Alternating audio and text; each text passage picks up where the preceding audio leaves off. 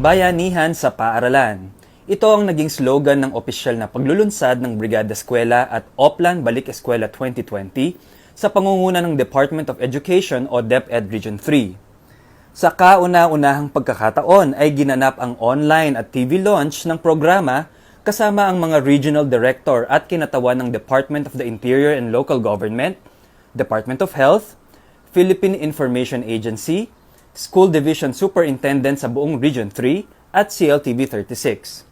Ayon kay Ronelo Alfiermo, Assistant Regional Director ng DepEd Region 3, hindi mo na paglilinis o pagkukumpuni ng mga silid-aralan ang isasagawa sa Brigada Eskwela ngayong taon. Ngunit ang bagong bayanihan anya ay nakatuon sa layunin na ipagpatuloy ang edukasyon at tiyaking ligtas ang mga mag-aaral, guro at kawani sa eskwelahan.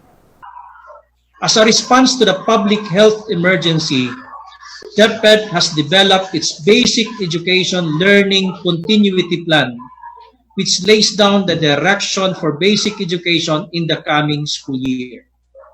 With a theme, pagpapanatili ng bayanihan tungo sa kalidad na edukasyon sa kabataan, the joint conduct of Brigada Eskwela and Oplan Balik Eskwela will be undertaken from June 1 to August 29, 2020.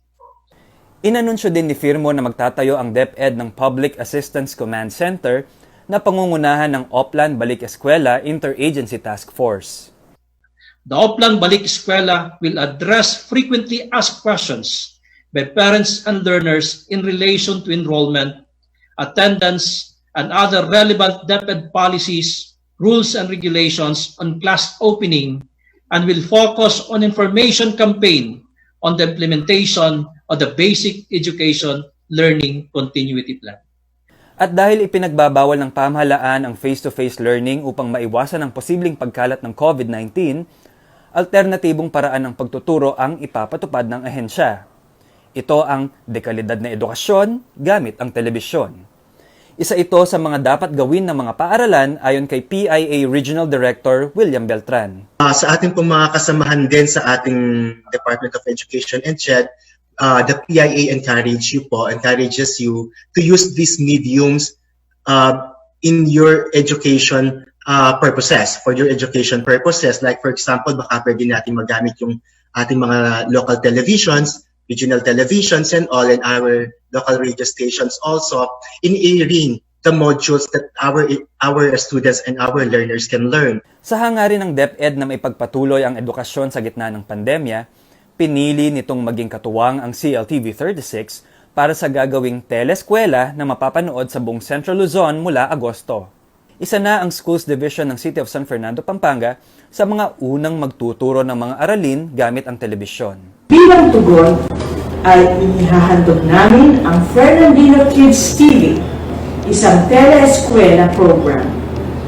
Ayon sa mga researches, isa sa mga epektibong paraan ng pagkatuto ng mga bata ay ang telebisyon kung ito ay nagagamit sa tamang layunin.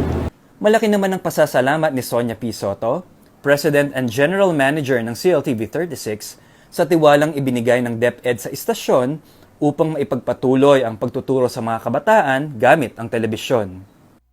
Ang CLTV 36 po ay naniniwala dun sa kasabihan na it takes a village to raise a child. And we also believe in the universal access to education. Kanya po kami po sa CLTV 36 ay natutuwa dito sa partnership na ito at asahan po ninyo na kami po ay nandito lamang para maging tulay ninyo kung nais ninyong abutin ang pinakamaraming bilang ng mga mamamayan na nais po ninyong makarinig o makapanood ng inyong mensahe sa kanila. Hindi po kailangan may ma-disenfranchise na kabataan ng dahil lang po sa kawalan o dahil sa karalitaan. Simula August 1 ay makakapag-aral na ang mga estudyante sa loob ng kanilang mga bahay sa pamamagitan ng Teleskwela TV program na mapapanood sa CLTV 36. Mark Canlas, CLTV News.